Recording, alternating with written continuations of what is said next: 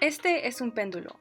El objeto cuelga del hilo. Hay dos fuerzas principales. Por una parte está la gravedad, que jala el imán hacia el suelo. Por otra parte está el hilo, que se aplica una fuerza al objeto para mantenerlo en el aire. En este instante, las dos fuerzas están en equilibrio. El péndulo está en reposo, no se mueve hacia adelante ni hacia atrás. Las fuerzas están en equilibrio. Las dos fuerzas son de igual magnitud. Pero si elevo aquí, las fuerzas dejan de estar en equilibrio. Ahora mi mano le está aplicando una fuerza al péndulo. Si lo suelto, la gravedad lo jala hacia el suelo. Pero el péndulo no se detiene al llegar a su punto más bajo. Sigue su trayectoria hasta el otro lado. Después de unos instantes, la gravedad vuelve a jalar el péndulo hacia el suelo. Se puede decir que el hilo jala el imán hacia arriba mientras que la gravedad lo jala hacia abajo. Como las fuerzas no son de igual magnitud, el péndulo está en desequilibrio y es por eso que se columpia de lado a lado.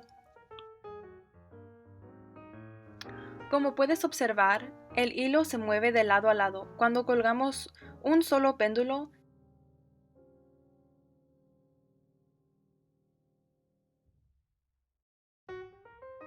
si cuelgo dos péndulos, el primero de los péndulos hace que el hilo se meza.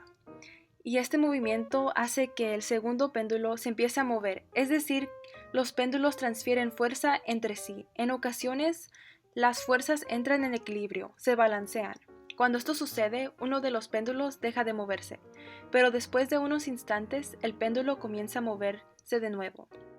Al cabo de un rato, las fuerzas se vuelven a balancear y el otro péndulo se deja de mover. El movimiento de los péndulos se debe a las fuerzas que se transfieren. Primero de un péndulo al hilo, después del hilo a otro péndulo y así sucesivamente.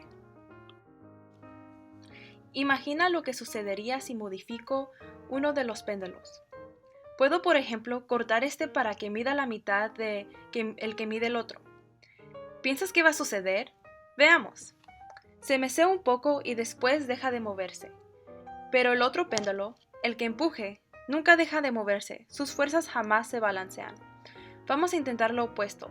Vamos a mover el péndulo más pequeño.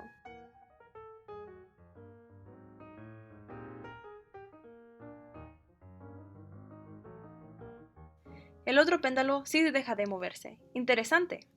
El que empuje el péndulo corto continúa moviéndose, nunca para.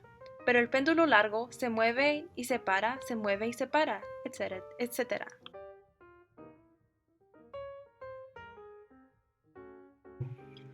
¿Notaste que se mueve más rápido? Fíjate lo rápido que se mueve el péndulo largo. Tong, tong, tong, tong. El péndulo corto se mueve con más velocidad. Tong, tong, tong, tong, tong. Esto quiere decir que su fuerza se transfiere a un ritmo más acelerado. Con esta información, ¿puedes predecir lo que pasaría si hacemos uno de los péndulos todavía más largo?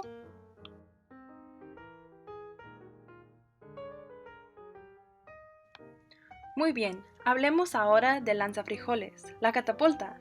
Seguramente notaste que cuando la catapulta se encuentra en el centro, nada se mueve. Las fuerzas están en equilibrio. El frijol empuja la catapulta hacia abajo y la catapulta empuja el frijol en dirección contraria. Pero cuando coloco mi mano ahí, le agrego fuerza.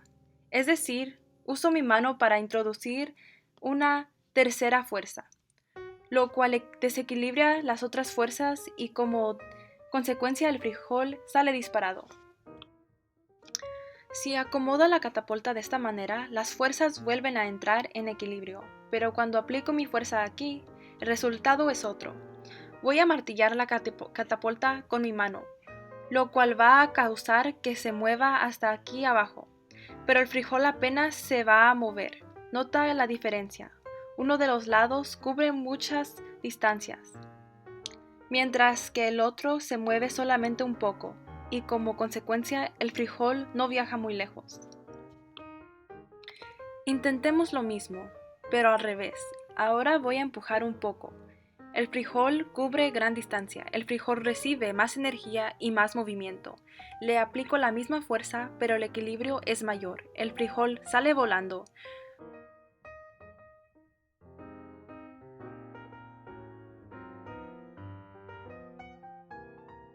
¿Puedes predecir lo que sucedería si usamos un palito más largo? Por supuesto que sí puedes. Finalmente hablemos de los péndulos en el abatelenguas. Los voy a enredar un poco para poder observarlos bien. Si lo que quiero es que el péndulo largo se mueva, simplemente lo observo, me enfoco en él y en poco tiempo comienza a mesearse. Los otros dos péndulos casi no se mecen. Esto debe a las fuerzas presentes. Al péndulo largo le aplico fuerza junto cuando la necesito. Tonk, tonk, tonk. Pero no necesariamente cuando los otros dos péndulos la necesitan. Solamente aplico fuerza cuando el péndulo largo la necesita.